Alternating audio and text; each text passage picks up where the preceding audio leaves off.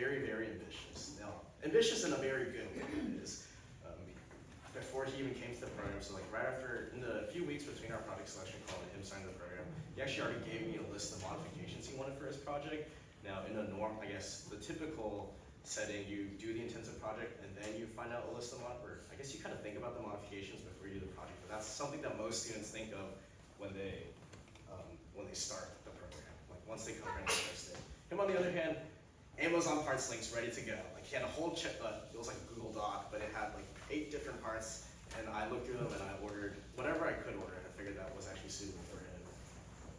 When he came here, I actually had to stop him from working on his modifications because I was like, hey, you have to finish your intensive project first. I knew that this wouldn't really hinder his progress, and he proved me right because he's a very efficient worker. Now, what he did prove me wrong, I initially didn't think he could fit this much stuff onto this chassis. Clearly he did, because he's standing in front of you right now. So yes, please give it up for him.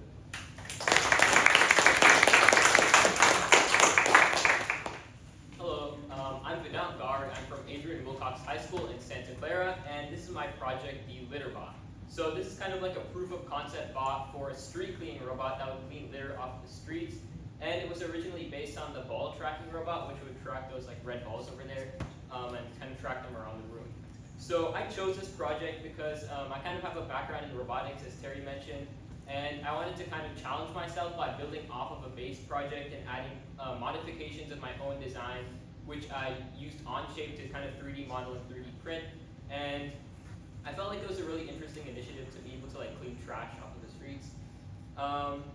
So before I get into anything else, I'll just give you guys a quick demo. So I'll run my code over here.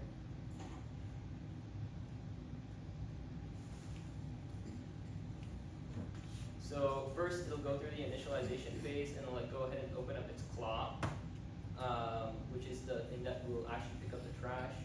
I'll wait for the OpenCV to kind of load, and then basically it should start recognizing the piece of trash in front of it.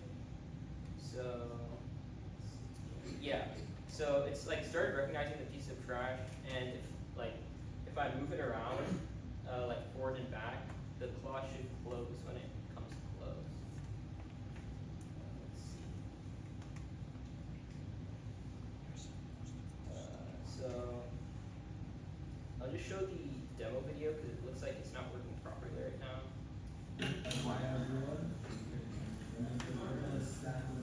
So as you can see, it goes up to the bottle and it picks it up properly, which is what it's supposed to be doing right now. So if you guys kind of want to see the inner workings of the model, I can go ahead and run that right now. So I'll just go through the quick overview of the actual OpenCV. So as you can see, this is working. So it's basically what it's doing is it's detecting the water bottle and it's drawing a green bounding box around it, as well as detecting the distance away from the bottle.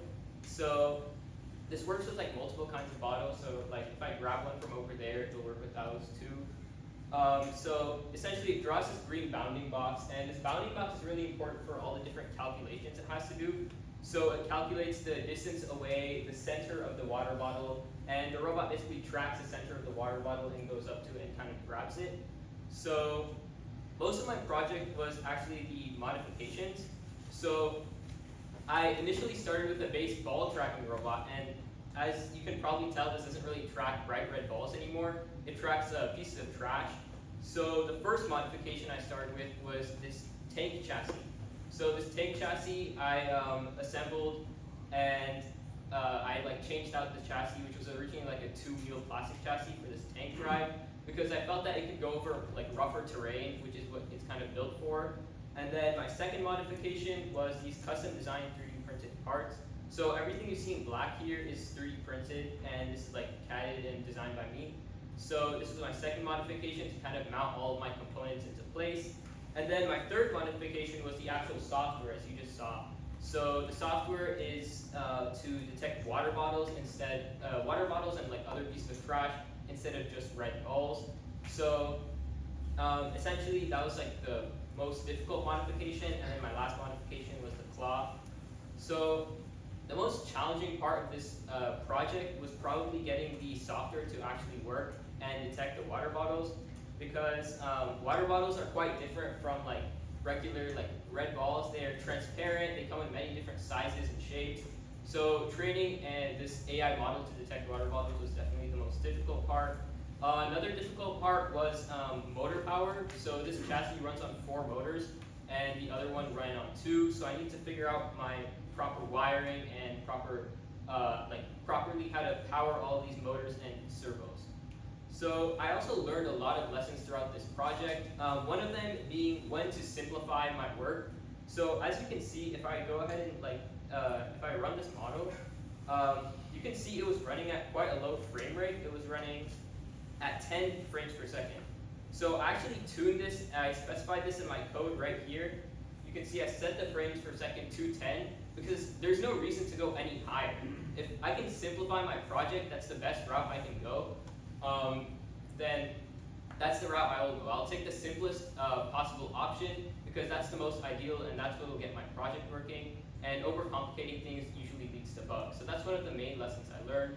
Another lesson was kind of the design process. So initially I wanted to jump straight into this project. I didn't want to prototype or work with the ball tracking robot first and then switch all my parts over to this new chassis.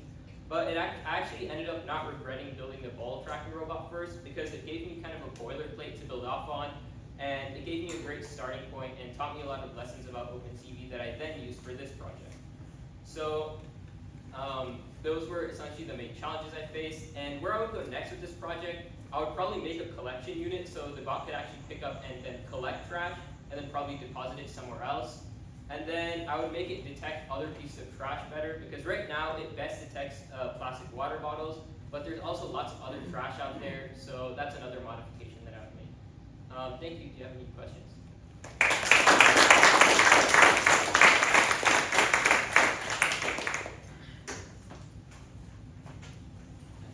Did you use like a specific data set or taking the model to figure out like what is trash, or how does the Raspberry Pi know what is trash? Yeah, sure. So I use a model called Mobile SSD. So it's basically a model that it's similar to the YOLO model where it's like an algorithm that's pre-trained and you give it like these images to train off of.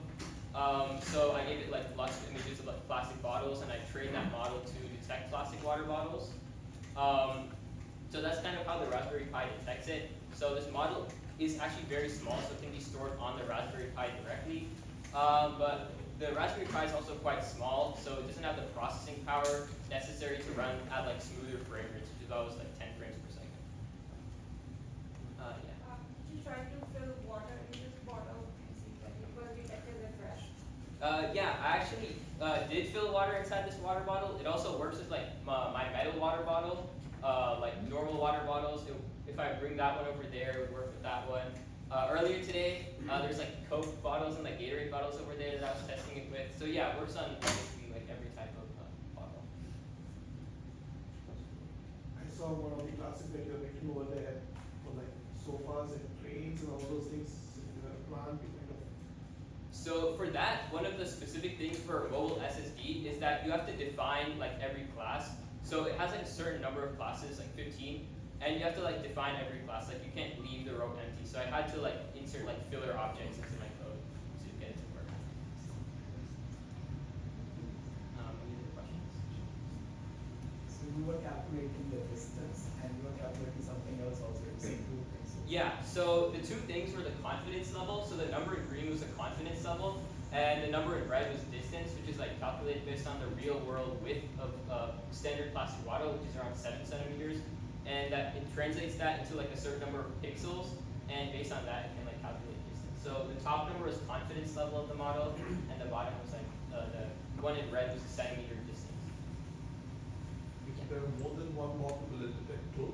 Oh yeah, great question. So I actually made the model only detect the first bottle because obviously it can't like go to 2 different places at the same time. So it would detect the first water bottle and then pick that up and then place it somewhere and then go to the second